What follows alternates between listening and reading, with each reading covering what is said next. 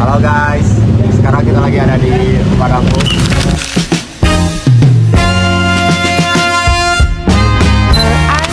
Sekarang tuh jam 10 hari Selasa jam 10 pagi. Kita udah janjian sama ownernya langsung. Langsung aja kita nanti ketemu ownernya. Stay tune.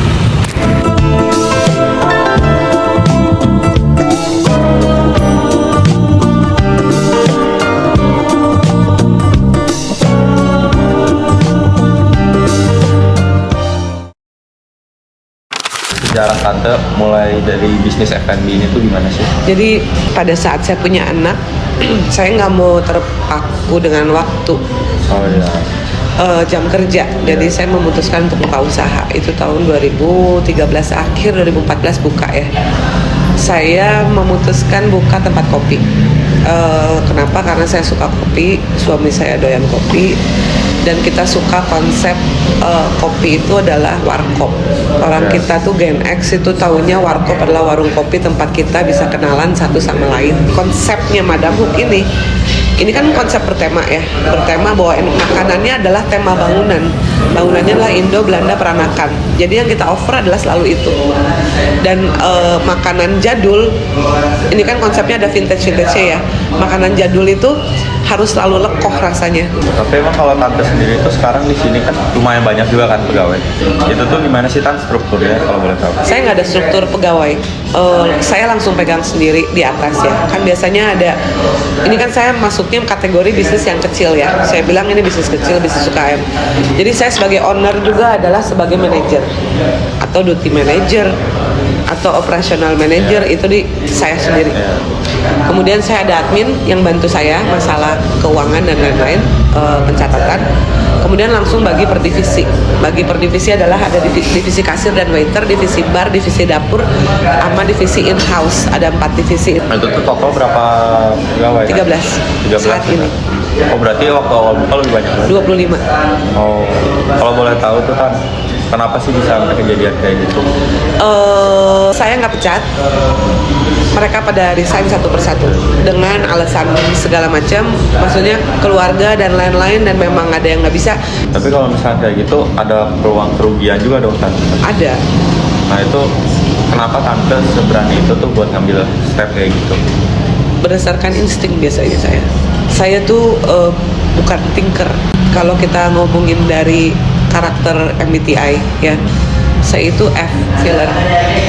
Jadi kadang-kadang saya memikirkan insting saya yang berjalan, tapi insting itu bukan artinya orang nggak mikir ya. Insting itu didapatkan dari pengalaman kerja, pengalaman sosialisasi dan lain-lain gitu. Jadi kadang-kadang saya membuat keputusan saya itu berdasarkan insting. Kalau orang udah berani ambil bisnis ya, kadang-kadang ada langkah-langkah yang, ya maksudnya bisnis itu adalah kemungkinan selalu 2, untung atau rugi menurut saya gitu. Kalau potensi untung dan rugi ini kan kita bisa taker lah. Jadi kadang-kadang ada potensi loss, kalau misalnya itu in the future menguntungkan untuk kita gitu, why not? Gitu. Kadang-kadang ya orang-orang yang berani mengambil bisnis harus berani ngambil keputusan ya, walaupun ini mungkin ini bakalan loss dalam short term, tapi in the future kita bakalan naik gitu. Live music salah satu contoh program saya yang saya lost di awal. Saya melakukan live music itu start bulan Februari di tiap hari Kamis itu. 5 bulan awal itu Februari, Maret, April, Mei, Juni ya. 5 bulan awal itu saya kan tetap harus bayar ya, pemain musik, saya beriklan dan lain-lain. 5 bulan itu saya nggak selalu ketutup kosnya. Cuma ya saya harus konsisten ya kadang-kadang. Dan ternyata memang setelah dilakukan, setelah kuar-kuarnya udah dapet segala macam, Juli baru mulai ramai. Sekarang kesini baru mulai makin berasa lebih ramai lagi. Kan kalau banyak nih kayak tante kan cerita ada kesulitannya, ada apa ya maksudnya, rugi dulu baru nanti untung. Nah itu tante punya motivasi tersendiri nggak sih buat hal itu?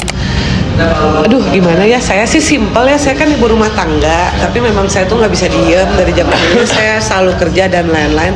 Saat ini saya punya anak, motivasinya adalah anak saya ini bisa sekolah setinggi mungkin, menghidupi rumah gitu sendiri. Saya kan single ya, suami saya udah nggak ada ya, tahun 2020 meninggal, dan saya berpikir tempat ini gitu ya bisa jadi berkat buat anak saya, keluarga saya, juga orang-orang yang kerja di sini, dan buat orang-orang yang makan. Itu sesimpel itu sebenarnya. Motivasinya gini lah, saya tempat ini harus jalan terus ya.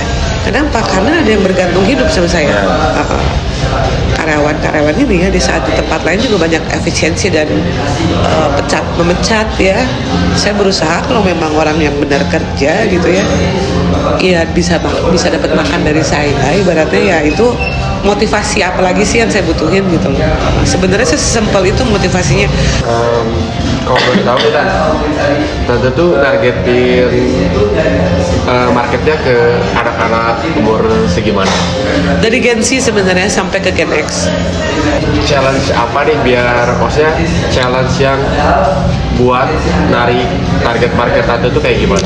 Nah ya, sekarang tuh saya lagi promosi untuk saya lebih perbanyak Gen Z ya. Saya lagi promosi untuk pemegang kartu pelajar dan mahasiswa itu diskon 15%. Minimum pembelanjaan 50.000, tinggal tunjukin ke kasir di tiap hari Senin sampai Jumat. Inovasi produk apa yang Tante gunakan di Inovasi produk ya, kalau kita ngomong produk F&B ya, kopi aja ya salah satunya ya. Kopi kan standar sih sebenarnya. Kalau ngomongin inovasi kan saya mencari sesuatu yang belum ada di tempat lain.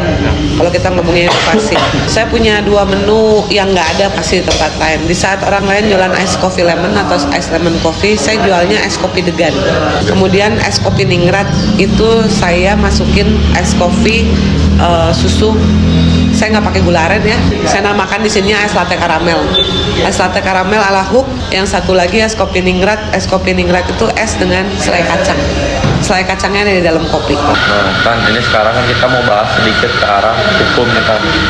Menurut Tante, kalau mau buka bisnis nih, entah mulai kecil atau besar, kepemilikan atau intellectual property itu penting nggak sih Tante? Penting. Saya ini pada saat buka, saya udah merek dagang udah saya patenin, udah saya ajukan. Sebelum buka?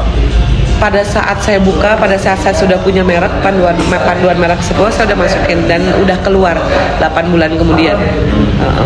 Jadi kayak itu kan intellectual property ya. Jadi sekarang kalau ada orang yang misalnya let's say Madam Hook adalah suatu hal yang besar, di kemudian hari itu seorang mau pakai logo Madam Hook segala macam, udah bisa saya tuntut. Kepemilikannya ada 2. Saya ngambilnya intellectual property-nya buat si tempat ini brand sebagai merek dagang, sama untuk sebagai untuk jualan outlet makanan minuman F&B sekalian toko. Jadi kalau saya sampai jualan toko barang-barang kayak souvenir segala macam itu saya udah punya hak patennya. Oh, biar sekalian juga ya Tante. Menurut Tante nih kan Tante udah lumayan lama juga nih dunia F&B kan pengalamannya. Menurut Tante tren mungkin 1 tahun ke depan, 2-3 tahun ke depan, sama 5 tahun ke depan nih Tan, gimana menurut Tante? Melihat dari sekarang aja sih Tan, Indonesia kayak gimana? Kita udah banyak banget ngambilin, maksudnya kalau di Indonesia sendiri kita banyak ngambilin banyak franchise luar ya. Dari dulu juga udah. Tren kuliner kalau F&B di tahun ini menurun. Tahun depan gua rasa masih menurun.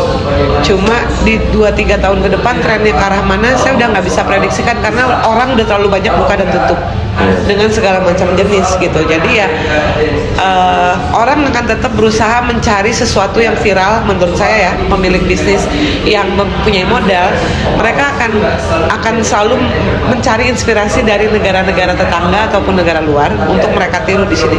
Tapi Tante ada nggak sih kepikiran buat buka cabang? Ekspansi, iya. Pengen lah, siapa yang nggak pengen? Dan saya kan pengennya buat outlet kedua bukan di kota yang sama, di kota yang beda dengan konsep yang sama. Paling terakhir sih Tan, kalau misalkan nih ada anak muda misalnya kita nih mau buka bisnis, nah Tante tuh pengen kasih pesan apa sih? Anak-anak Gen Z itu lebih jago loh saat ini dalam kondisi sekarang, mestinya karena kalian pasti bisa melakukan yang tak bermodal. Contohnya Contoh gimana? influencer, Oh iya. KOL, desain. Kalian punya klien, kalian menawarkan, intinya larinya ke jasa ya. Saat ini anak-anak Gen Z jarang, pasti tipikal anak Gen Z nggak ada yang mau ngeluarin modal untuk siap loss. Nah mereka pengennya selalu untung. Nah kalau untung artinya apa yang harus dipakai. Ya paling gitu aja sih Tan dari kita, makasih ya Tan ya. Kita juga udah lumayan dapat banyak insight juga sih Tan dari Tante. Semoga lancar tugasnya ya, semoga dapat bagus nilai. Ya, makasih ya. Iya, sama-sama.